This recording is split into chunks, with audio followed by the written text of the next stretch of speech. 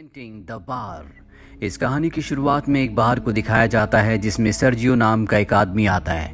जैसे सर्जियो बार के अंदर आता है वहां से एक आदमी बाहर निकलता है और जैसे वो बाहर जाता है उसे कोई गोली मारकर उसकी हत्या कर देता है। उस आदमी को गोली लगने की वजह से आसपास के सभी लोग भाग जाते हैं। किसी को नहीं पता कि गोली कहां से चली है।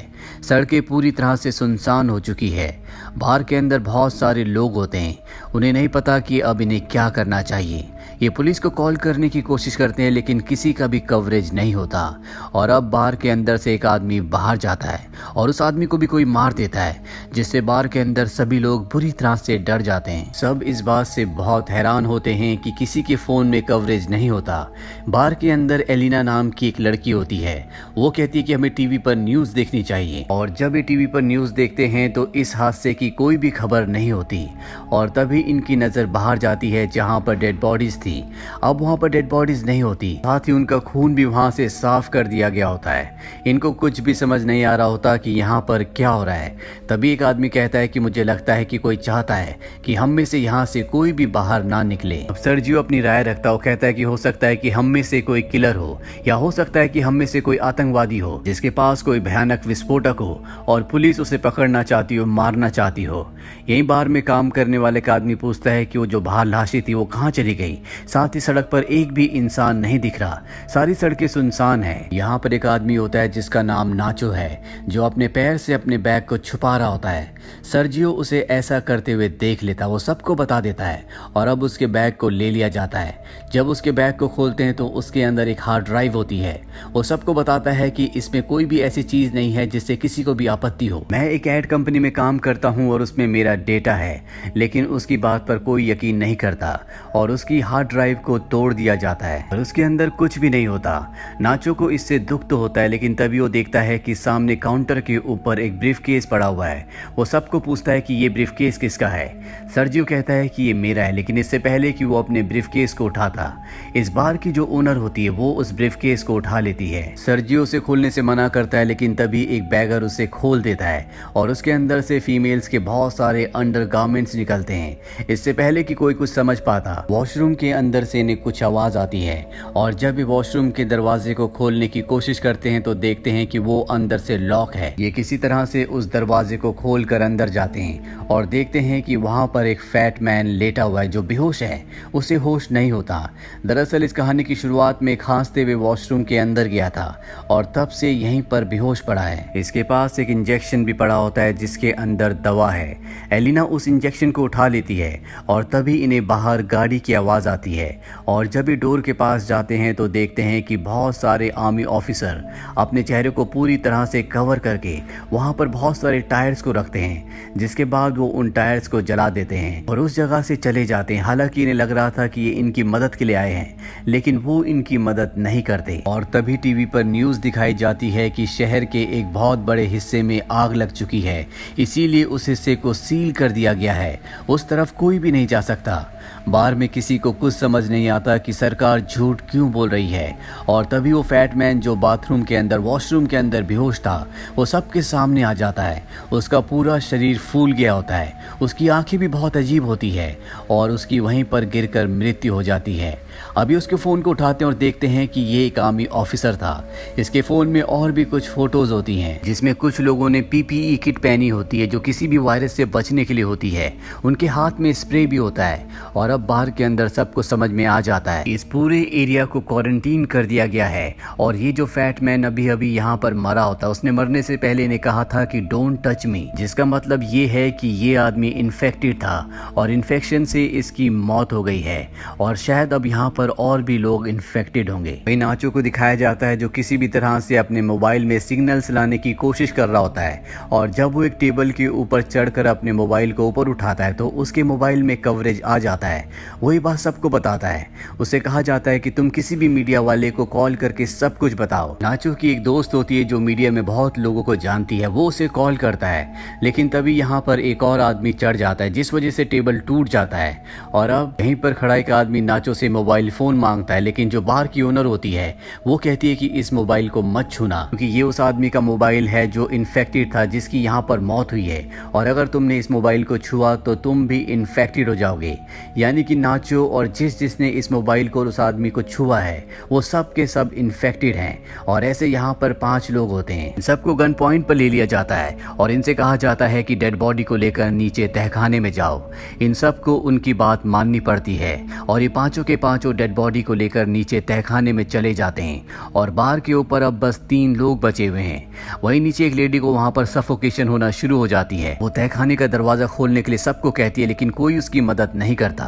और तभी वहां पर रखी हुई कुछ बॉटल्स गिर जाती है। इसका लिक्विड एक तरफ बहना शुरू हो जाता है और ये देखते हैं कि वहां पर ड्रेनेज है, यानी कि वहां से बाहर पानी के रास्ते निकल सकते हैं। के साथ जो बैगर होता है वो उस ढक्कन को खोल देता है और वो तय करता है कि वो ड्रेन से यहाँ से बाहर निकल जाएगा। हालांकि सब इस फेवर में नहीं होते, लेकिन बैगर को पता है कि उसके पास कोई भी रास्ता नहीं है, इसीलिए वो अपनी बॉडी में ऑयल लगाता है और उस जगह से नीचे जाने की कोशिश करता है। लेकिन वो होल इतना बड़ा नहीं होता, इसीलिए वो नीचे नहीं जा पा रहा होता। और तभी इन्हें बाहर से गोलियां चलने की आवाज आती है, जो सुनकर ये सब के सब डर जाते हैं। और अब इन्हें पता चलता है कि ऊपर धुआं भी है, यानी कि ऊपर जो 3 लोग थे, जिसमें सर्जियो बार की ओनर और एक और आदमी था, उन तीनों को मारकर किसी ने पूरे बार को आग लगा दी थी।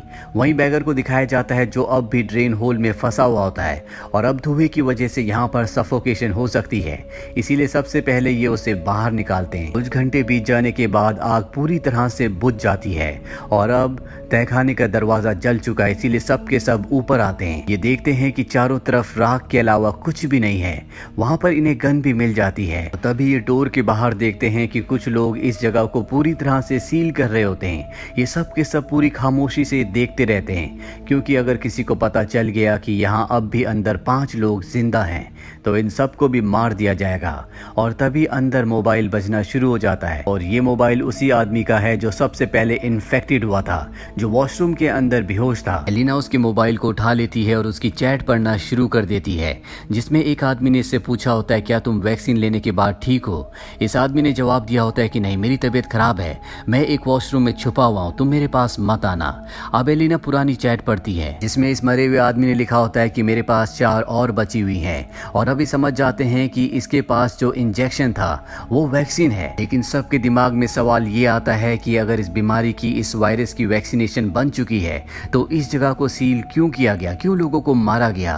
और अब ये उसकी और भी चैट पढ़ना शुरू कर देते हैं, जिसमें दूसरे आदमी ने कहा होता है कि उस वैक्सीनेशन ने एक नन के ऊपर काम किया और वो पूरी तरह से ठीक हो गई। ये पढ़कर सबके सब खुश हो जाते हैं कि इनकी बॉडी के अंदर अब जो वायरस है उसकी वैक्सीनेशन है। लेकिन सबके दिमाग में एक ही सवाल होता है कि अगर इस आदमी के पास वैक्सीन थी, इसने वैक्सीन ली थी, तो ये मारा क्यों गया। और जब ये चैट पढ़ते हैं तो इन्हें पता चलता है कि 2 दिन से वो पहले से बीमार था। इसके बाद एक बार फिर से फोन रिंग होना शुरू हो जाता है, पर इससे पहले कि फोन रिसीव करते वो बैटरी लो होने की वजह से स्विच ऑफ हो जाता है।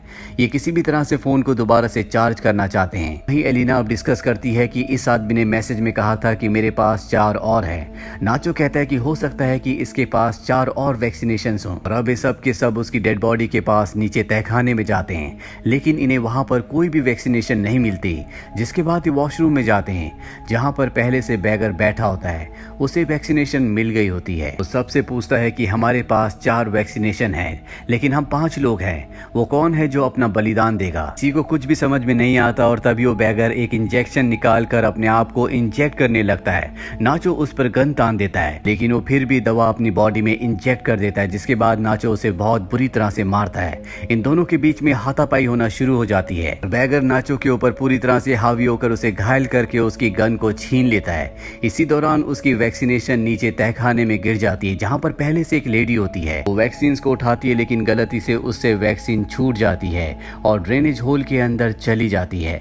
और अब ये चारों के चारों सोच रहे होते हैं कि कैसे वैक्सीन को वहां से निकालें। इनके बीच में एलिना ही सबसे थिन होती है। ये उससे रिक्वेस्ट करते हैं कि तुम्हें अंदर जाकर उस मेडिकेशन को लाना होगा। पहले तो मना कर देती है, लेकिन बाद में वो मान जाती है। इसके बाद उसकी बॉडी में ऑयल लगाया जाता है और उसे उस छोटे से होल के अंदर धकेला जाता है, जिससे बड़ी मुश्किल से वो नीचे गिर जाती है, जहां चारों तरफ गंदगी होती है। एलिना को वहां पर वैक्सीनेशन मिल जाती है। नाचो ऊपर से एक तार फेंकता और कहता है कि वैक्सीनेशन को इस तार पर बांध दो, पर एलिना साफ साफ मना कर देती है, क्योंकि उसे पता है कि ऊपर 3 लोग हैं और अब 3 ही वैक्सीन बची हैं। इसीलिए वो सबसे कहती है कि अगर तुम्हें वैक्सीनेशन चाहिए तो तुम्हें नीचे आना होगा। जिसके बाद ये होल को बड़ा करना शुरू कर देते हैं। एलिना बाहर का रास्ता ढूंढना शुरू कर देती है कुछ दूर जाने के बाद उसे बाहर रोशनी दिखती है। सबसे पहले वो वैक्सीन को वहीं पर छुपा देती है। इसके बाद वो ऊपर जाकर देखती है, जहाँ से वो ग्रिल के दूसरी तरफ देखती है कि वहाँ पर सिक्योरिटी है जो उनके उन 3 साथियों को जला रही है जो ऊपर बार में रह गए थे।